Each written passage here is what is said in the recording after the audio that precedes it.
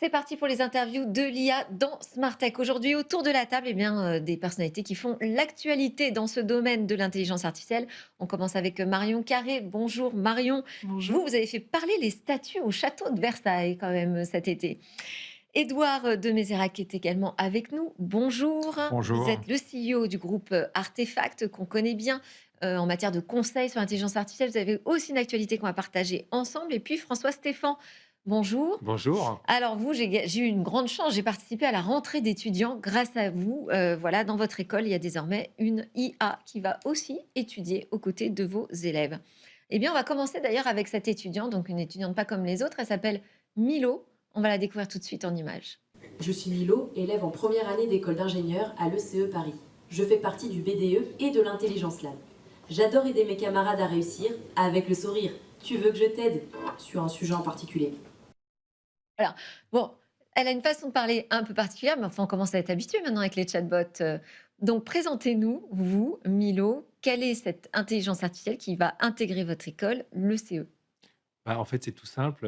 On s'est dit, mais évidemment, l'IA bouleverse le métier auquel on forme nos étudiants, qui vont être des ingénieurs augmentés par l'IA, bien Oui. évidemment.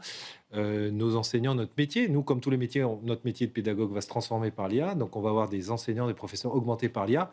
Donc, comment faire, comment s'y prendre? Donc, plutôt que faire un projet de recherche théorique, etc., nous, on est très ingénieurs, très terrain. Et donc, on s'est dit, on va expérimenter. On s'est dit, et si on accueillait une IA étudiante? Et Milo, c'est la première IA étudiante en ingénierie au monde, c'est-à-dire Donc, ce elle va qu'on- assister aux cours, elle va très assister aux concrètement. cours, Elle elle va va être là suivre les cours. physiquement dans la Ça va être une classe. super étudiante, donc on va commencer par les mathématiques. Donc vous avez peut-être fait, on lui pose déjà des questions en maths, elle est super forte en maths. Mhm.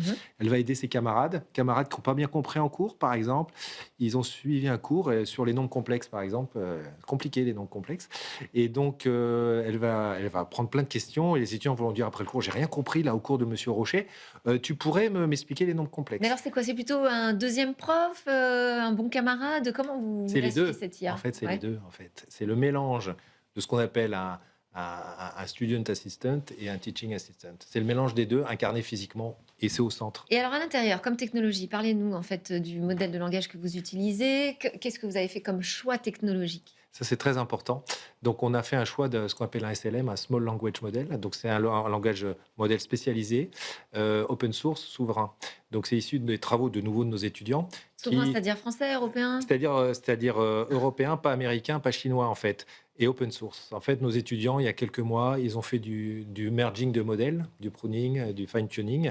Et en quelques mois, ils ont fait un modèle qui s'appelle Primal, qui fait 3 milliards de paramètres, et ils l'ont placé top 1 mondial sur Hugging Face. Ah, ils devaient être fiers, vos étudiants, Voilà. Et alors. donc, en fait, ils ont pris un modèle bon en maths, ils ont pris un modèle bon pour raconter des histoires, ils ont fait un prof de maths. Et c'est ça qui est le cerveau ou le cœur, je préfère dire le cœur de Milo. D'accord. Donc, Milo, c'est d'abord une étudiante en mathématiques. Elle va assister aux cours. Elle va pouvoir aider les étudiants dans leur révision. Qu'est-ce que ça apporte, sa présence physiquement en classe? Et ben, Parce ouais. qu'on pourrait tout simplement lui charger le cours de mathématiques du professeur. Voilà. Et alors, bien évidemment, d'abord, Milo, elle sera accessible sur smartphone, 24 heures sur Ouais. 24, bien évidemment. En fait, le fait de l'incarner physiquement, d'abord, elle va capter des choses.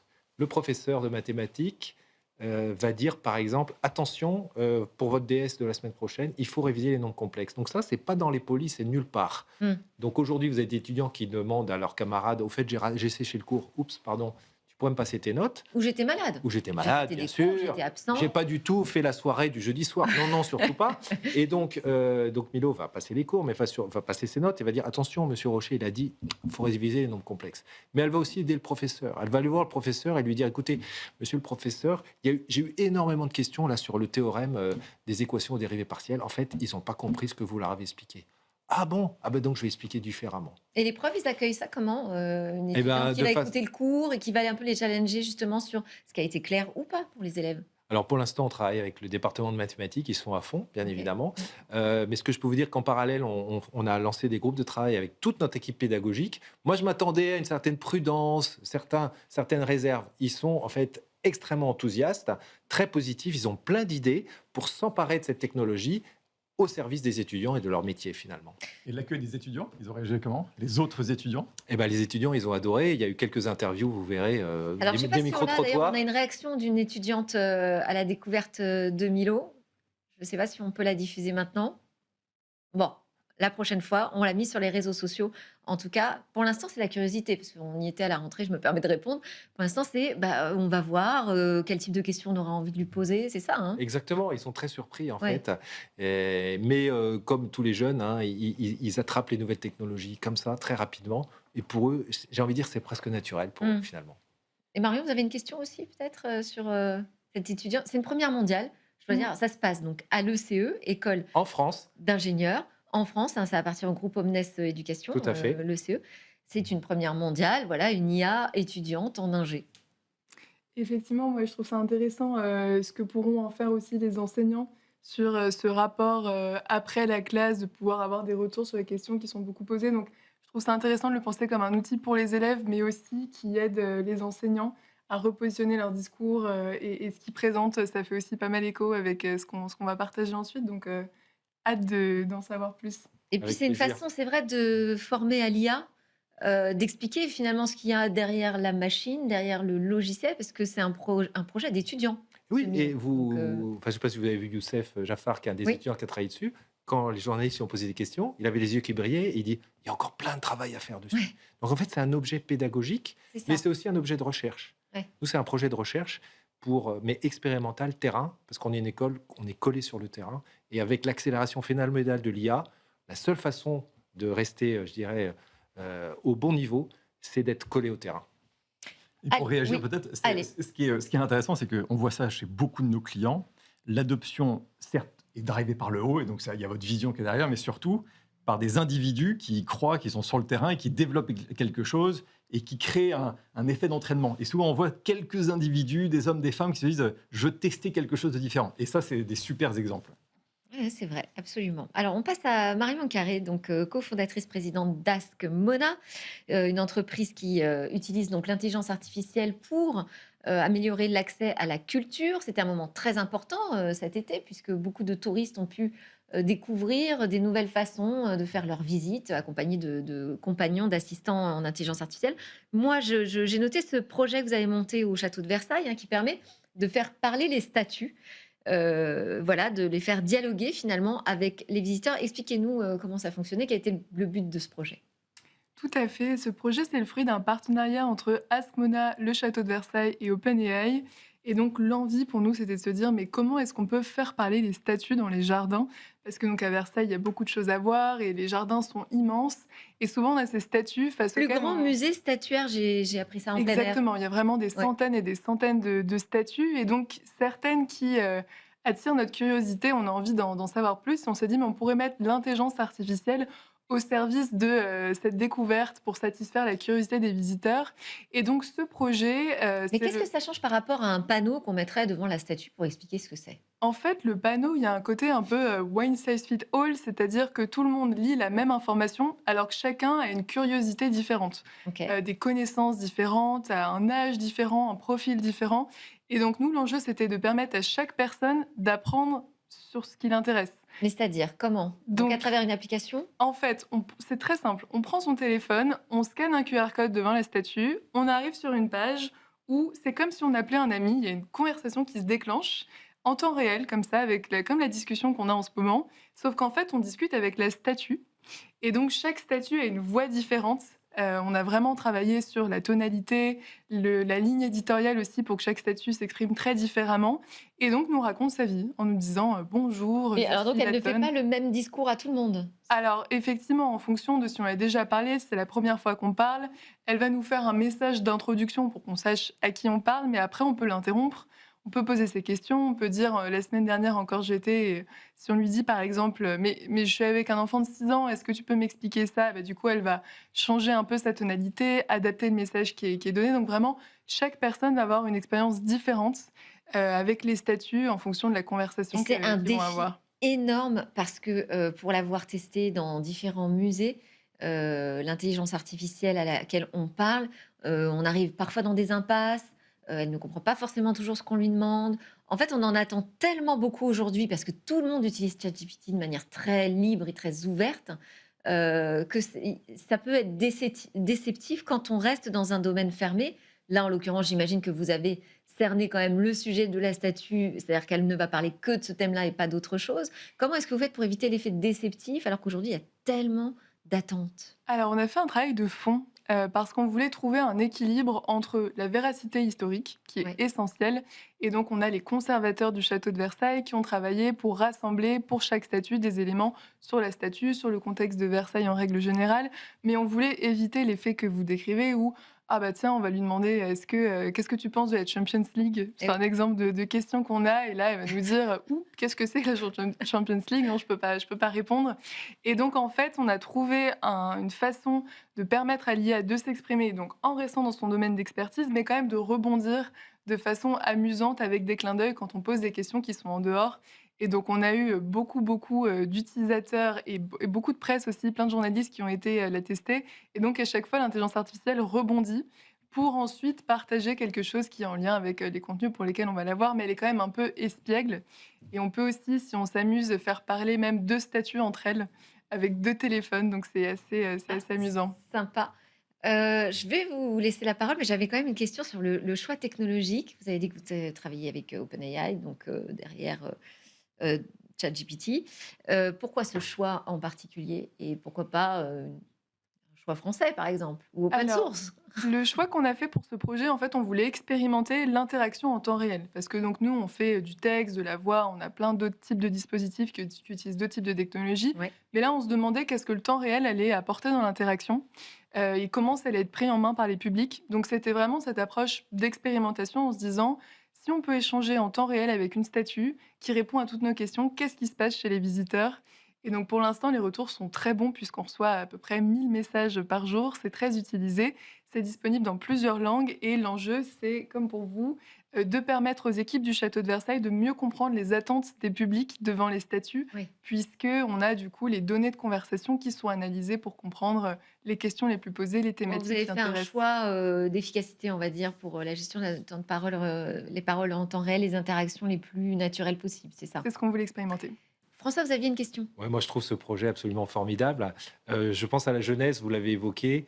Moi, je me rappelle mes enfants quand ils étaient petits, on allait dans les musées, et des musées avec du texte comme ça, et ils me disaient, ah, c'est quoi ça, papa? Je lui dis, mais lis le truc. Évidemment, ils n'allaient pas lire le truc. Oui. Donc, ma question, c'est est-ce que vous avez un peu un retour sur l'utilisation par les jeunes, par les enfants? Comment ils s'approprient cet outil? Vous l'aviez un petit peu évoqué, mais comment ça se passe? Parce que je trouve que c'est un outil formidable pour apporter la culture à nos jeunes qui sont tellement inondés de réseaux sociaux, etc. C'est un grand sujet de la rentrée. Donc voilà, ça m'intéresse beaucoup d'avoir un peu ce feedback de votre part. Alors, les retours terrain qu'on a sont très intéressants parce qu'il y a la question des jeunes qui s'en emparent, mais aussi des moins jeunes. Et en fait, souvent, avec l'intelligence artificielle, on pense tout de suite IA égale jeunes utilisateurs. Mais on a ce cas, une histoire que j'aime bien, d'un groupe de trois vieilles dames qui ont été vraiment spécialement pour l'utiliser, qui ont posé des questions à toutes les statues. Et donc, on voit vraiment un engagement approfondi des utilisateurs avec des profils qui ne sont pas forcément... donc, il y a beaucoup de jeunes qui s'en servent, mais pas que. Et surtout des publics internationaux, parce que c'est vraiment un enjeu aussi au château de Versailles, qui peuvent avoir ce niveau d'interaction dans plusieurs langues. Donc voilà les retours terrain qu'on a depuis cet été. Allez, on passe à Édouard de Mezrac, donc CEO du groupe Artefact, société de conseil d'ingénierie française spécialisée en data et en IA. Vous avez lancé, vous, un concours pour les cinéastes qui veulent s'emparer justement de l'intelligence artificielle pour créer d'une nouvelle manière. Ça va être la 2e édition cette année, qui va être présidée d'ailleurs par Cédric Clapiche, qu'on aime beaucoup. Excellent dernier film. Là, les inscriptions démarrent là en septembre, là tout juste. C'est une industrie, le cinéma, qui est en avance sur l'utilisation de l'IA. C'est en avance vous êtes sur... cross-secteur avec Ouais, Artefact. Donc. Nous, notre métier, c'est d'accompagner à l'adoption de la data IA dans tous les métiers, Ouais. entreprises privées, entreprises publiques, etc. Ce que l'on voit dans le monde du cinéma, c'est en fait ceux qui travaillent dans le monde du cinéma l'utilisent beaucoup dans leurs tâches, dans leur recherche créative, dans leur démarche de création, etc. Dans la production elle-même, c'est en train d'apparaître. Ce qui est très intéressant avec ce festival des courts-métrages, c'est qu'en fait, ça permet de passer en production des films qui n'auraient jamais trouvé de financement. Parce qu'effectivement, l'idée peut être géniale, mais il y a, étant donné le nombre d'acteurs qu'il faudrait, les décors qu'il faudrait, les lieux de shooting qu'il faudrait, c'est irréalisable. Et avec l'IA, on peut avoir un rendu qui rend honneur à l'idée créatrice de départ et à l'idée du réalisateur. et qui trouve son public. Le Ah. court-métrage qu'a l'an dernier À qu'a moindre trouvé coût, c'est ça que vous me dites. et a un coût qui est un millième du coût initial. J'ai montré à mes enfants le court-métrage de l'an dernier qui avait gagné le prix. Ils ont trouvé ça absolument génial. Donc, Alors, est-ce qu'il faut que ce soit transparent? Est-ce qu'il faut montrer, dire quand on intègre de l'IA, quand on multiplie les personnages de manière artificielle, par exemple? Quelle est votre position là-dessus? aujourd'hui, quand on voit ce qui se passe, vous allez en Chine, sur WeChat, toute vidéo qui est générée avec de l'IA, il y a marqué noir sur blanc que c'est généré par de l'IA. Vous allez sur TikTok, sur YouTube, etc., les images générées, les vidéos générées ne sont pas flaguées en tant que telles. Moi, je pense que ça va dépendre énormément des domaines. Donc, dans certains domaines, ça va être très important qu'on sache à quels endroits l'IA est utilisée. Et surtout, il y a des aspects réglementaires pays par pays, région par région, où on doit parfaitement rentrer dans les règles de ça. Donc, je pense que la réponse va être très différente par sujet, par domaine, par industrie. Ouais. Et comment est-ce que la profession réagit face à cette intelligence artificielle? Parce qu'on a vu des mobilisations quand même importantes, des inquiétudes très, très fortes dans la profession vis-à-vis de l'utilisation de l'IA et de la question du remplacement de certaines professions. Alors, ce que l'on entend, et je vais faire le parallèle avec beaucoup d'autres métiers, c'est, pour moi, le juste mot, l'IA, c'est un accompagnant, un accompagnateur amical, un compagnon amical dans le travail de création, que ça soit dans l'écriture. Ma femme est écrivain, elle se sert dans certains éléments de recherche pour créer un imaginaire autour d'un sujet, des outils IA pour de la traduction. Donc un accompagnement amical. Et ensuite, sur le développement de scénarios, moi, ce que je pense va arriver, c'est qu'il y aura une richesse, une finesse bien plus forte dans ce qui peut être fait. Donc l'avenir nous le dira. Ce que l'on voit, c'est que, comme d'habitude, comme pour les étudiants, comme dans le monde de la culture, il va y avoir des personnes qui y croient au départ et Ouais. qui vont embarquer les autres. Oui. Et c'est Après, il y a évident tout que le n'importe sujet. quelle technologie au départ crée de l'angoisse. C'est absolument certain. Et ça va tellement vite que Et il y ça aura, crée il des y aura le inquiétudes. sujet que vous connaissez bien de la reconversion, puisque vous avez lancé la School of Data, qui est vraiment voilà, ciblée là-dessus, sur comment on reconvertit des profils au métier de la data et de l'IA. C'est compliqué quand même comme chemin, non? C'est compliqué, sauf qu'aujourd'hui, apprendre, c'est 10 fois plus facile.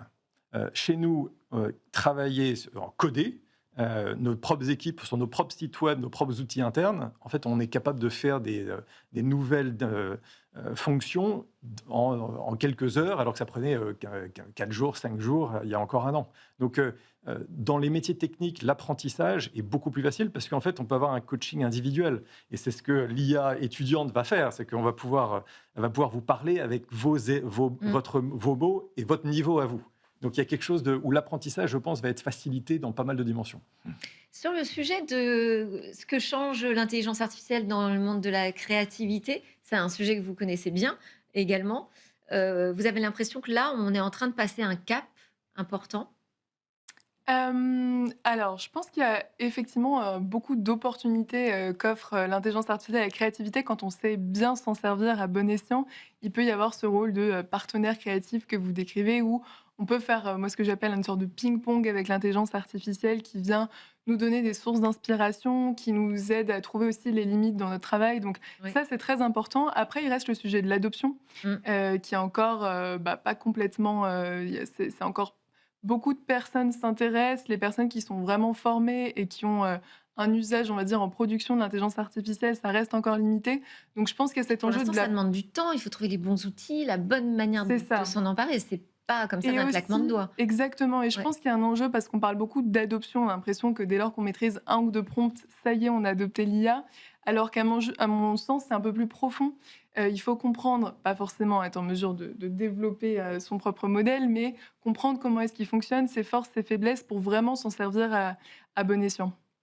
Alors, Artefact est entré en négociation avec le fonds d'investissement Cinven. On parle d'une valorisation de l'entreprise du coup d'1 milliard. Absolument, c'est une Milliard. très belle nouvelle. Oui. Alors, On mais est quel est Artefact. l'objectif? Artefact Qu'est-ce que est, vous allez faire avec tout ça? c'est très C'est quoi simple. votre objectif? Artefact a été créé il y a 11 ans. Notre mission, ce que l'on croit, c'est qu'on ne veut pas que la data IA soit uniquement dans des mains d'experts. On veut que la data IA transforme la façon dont les entreprises et les organisations fonctionnent. Et on a un boulevard devant nous. Le niveau de maturité des entreprises comme des organisations publiques sur l'utilisation de l'IA dans leur processus, dans leur façon de répondre aux clients, dans leur façon de leurs propres opérations internes, Il est est- colossal. Donc, Le niveau de le niveau est maturité- très bas. Le niveau Ah est bon, très bas. c'est-à-dire il est colossal. Le niveau Non, est très bas. on est Et au donc, début. on est au tout début Eh oui. de l'adoption. Une étude du MIT est sortie la semaine dernière. Il y a uniquement 5% des entreprises qui ont mis en place des outils d'IA générative qui ont vu vraiment un impact significatif. Pourquoi ? Parce que c'est compliqué. Et c'est là où nous, on intervient. Donc, notre valorisation d'1 milliard, c'est une très bonne nouvelle. C'est une reconnaissance sur le fait qu'on est maintenant 2000 employés dans le monde. On fait un travail qui a beaucoup de valeur, qui fonctionne. Et la demande de tous nos clients sur ces sujets est très importante. Et un point important, c'est on est une des boîtes françaises, et j'insiste on a créé à Paris il y a 11 ans, mais on est sorti de France. On est présent dans 25 pays. Sur les 2000 salariés, il y en a 2 tiers qui sont en dehors de France. On est aux États-Unis, on est en Chine, on est en Afrique, on est au Moyen-Orient, etc. Donc, d'avoir des entreprises françaises qui puissent rayonner et accompagner des groupes Ça, on est internationaux, ravis. c'est très important. Bon, on est ravis. Mais alors, est-ce que vous n'avez quand même pas peur de la bulle? Alors, Parce que maintenant, on est vite, très bien valorisé quand on parle d'intelligence artificielle. alors, Il y a peut-être une intéressant. petite angoisse, non? Il n'y a pas du tout d'angoisse, Non. parce que la valorisation, elle est très raisonnable. C'est simple, Palantir, des boîtes comme ça sont valorisées 200 fois les l'EBITDA. On est très loin de ces multiples, pour qu'on soit clair. En Inde, il y a un de nos concurrents qui fait une IPO, c'est l'information publique, qui sont à 100 fois les l'EBITDA. On est encore une fois extrêmement loin de ces multiples. Donc on a une valorisation qui est la preuve de ce qu'on a pu délivrer et qui est en ligne avec le marché qui est devant nous, qui est important. J'avais un peu la même question aussi pour Ask Mona, parce que vous avez traversé déjà plusieurs hypes, on va dire. Exactement. Il y a eu la première hype au début des chatbots, avec, je me souviens, Mark Zuckerberg qui disait que dans Facebook, ça allait être la transformation, puis paf, ça s'est complètement cassé la figure. Et là, hop, ça redémarre, parce qu'on a l'arrivée des IA génératives qui nous permettent de communiquer de manière très spontanée avec ces IA. Et donc, comment on fait pour traverser ces hypes, ces vagues qui vont et qui descendent? C'est vrai que c'est une technologie qui, depuis ses débuts, est traversée par des hivers. Et nous, à l'échelle d'Askma, donc sur une dizaine d'années, on a vraiment vu ça où, juste avant la vague de l'IA générative, on se disait « Ok, on arrête de dire qu'on fait de l'intelligence artificielle. On parle de notre produit qui est très bien, qui fonctionne, mais on ne dit pas que c'est de l'IA parce que, en fait, maintenant, c'est un peu rentré dans les usages où c'est plus tellement important. » Ouais. Et moi, c'est ça que je vois aussi avec ces enjeux de bulles et de vagues. C'est que là, tout le monde, il y a eu on est en haut de la vague où tout le monde est très excité sur l'IA générative. Forcément, ça va redescendre. Oui. Mais qui dit redescendre dit qu'on rentre dans cette phase où on a un usage, une adoption plus globale et avec des usages plus raisonnés de l'IA. Donc, en fait, ça rentre dans les usages, c'est juste qu'on en parle moins. Donc, c'est aussi une phase de maturité, finalement. Oui, exact. Et puis, pour les étudiants, c'est intéressant parce que c'est vrai que là, en ce moment, c'est la hype, dire qu'on a une étudiante IA et tout ça, c'est très stimulant.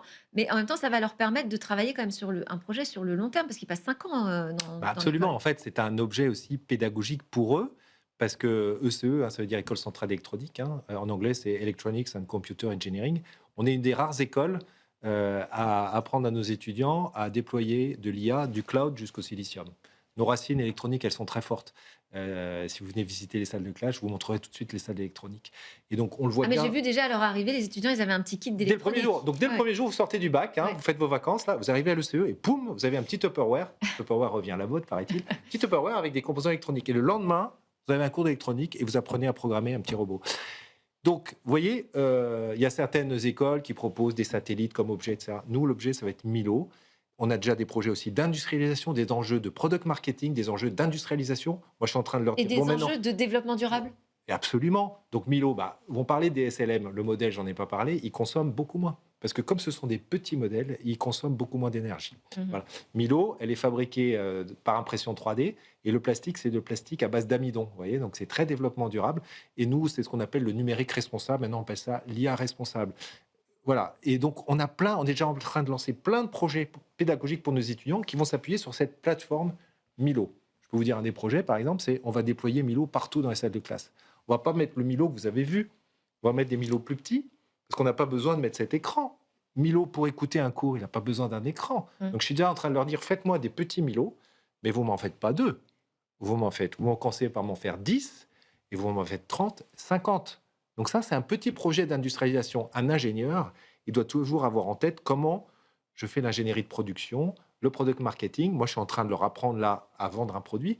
Youssef, que vous avez vu il y a 2 jours. Il faut demander à Artefact, hein, c'est Voilà. les bons Eh oui, conseillers, visiblement. Mais Youssef, c'est un étudiant. En plus, il a fait un bachelor chez nous en cyber. Là, il fait un master en cyber. Voilà. Et je l'ai mis devant les caméras comme ça, parce qu'il est venu. Je lui ai dit, allez, Youssef, vous allez être devant les caméras. Lui, il a appris à pitcher on the fly, sur le terrain. Donc, Milo, c'est aussi une formidable plateforme pédagogique. Et juste pour réagir, ce qui est super, c'est Edouard. ces étudiants, ça va devenir ce que nous, on appelle aujourd'hui chez certains de nos clients des IA catalystes. C'est des personnes qui connaissent la tech, qui sont capables de rentrer dans les processus de métier, d'ingénierie, de R&D. On accompagne des fabricants automobiles là-dessus, où en fait, on déploie ces IA catalystes pour changer les façons de travailler. Et plus les étudiants s'emparent de ces technologies jeunes, plus ils vont pouvoir avoir de l'impact pour disrupter. Et pour moi, l'adoption, ça a été une vague. Maintenant, la prochaine vague, c'est la disruption pour réinventer différemment les façons de travailler. Et peut-être je compléterai. Oui. Je disais à des journalistes, ils me disaient, mais combien de temps, quand j'ai dit le projet, on a eu l'idée au mois de mai, et Milo, elle est prête à la rentrée. Mais il y a certains de vos confrères qui ne m'ont pas cru. Mais si, ils l'ont fait en 3 mois.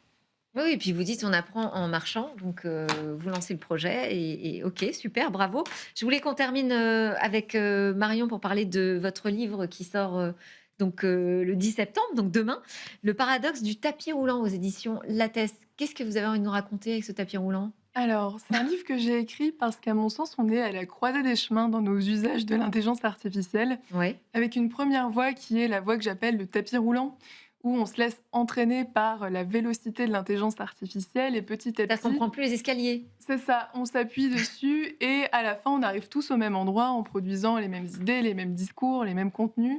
Et donc, c'est dommage parce qu'on s'appauvrit. Mais à mon sens, il y a une autre voie qui est possible dans nos usages de l'IA, qui est la voie que j'appelle du tapis de course.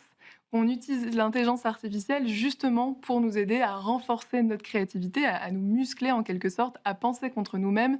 Et ça, c'est la voie qui me semble la plus vertueuse. Et donc, l'enjeu de ce livre, c'est de pointer cette tension qui, à mon sens, est très présente aujourd'hui pour nous pousser à choisir les bons usages de l'intelligence artificielle qui renforcent notre autonomie intellectuelle au lieu de l'affaiblir. Ça donne envie de le lire, hein. Bah, On est espère, impatient, on donc, attend. absolument. On attend le 10 septembre.